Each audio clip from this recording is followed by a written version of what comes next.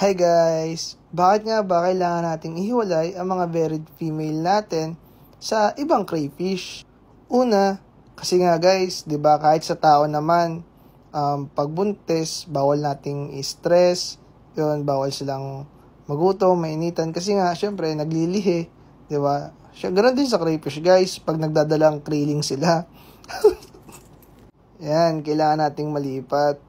So, yun guys, nangongolekta na rin nga pala ako kasi maglilinis din naman ako dito ng pond. Sakto, naisip ko na, check ko kaya kung may mga buried female ako. So, sa awa naman ng Diyos, marami.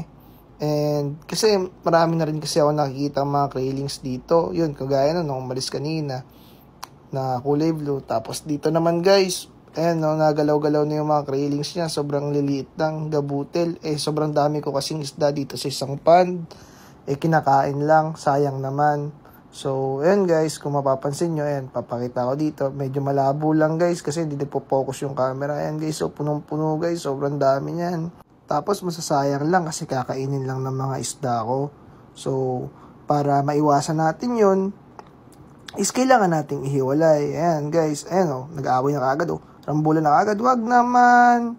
Yun guys, kagaya nun guys, pagbuntis guys, mabilis mairita. So, madalas nag-aaway, kaya kailangan nating ihiwalay. Then, dito naman, nagbabawas na ako ng isda. Kasi nga, lilipat ko na dito yung mga buried female ko. So, dito sa isang pad na to, meron na akong dalawang buried female na malapit na rin mag-hatch. Kaya nanghuli ako ng isda. Guys, sobrang hirap pala na manghuli ng isda. Yun din yung mga pagkakamali ko. Kaya guys, pag kayo may mga buried female guys, huwag dun sa may isda nyo ilalagay. Kasi sayang talaga guys yung krillings guys. Ibilad nyo na lang sa araw guys yung isda guys, tapos pakain na lang sa crayfish na makaganti man lang kayo, pero hindi pa rin mawawala yung galit nyo, pero okay lang yun guys, ganun talaga. And sana marami rin kayo natutunan dito. Yun lang muna, maraming salamat sa mga nanood.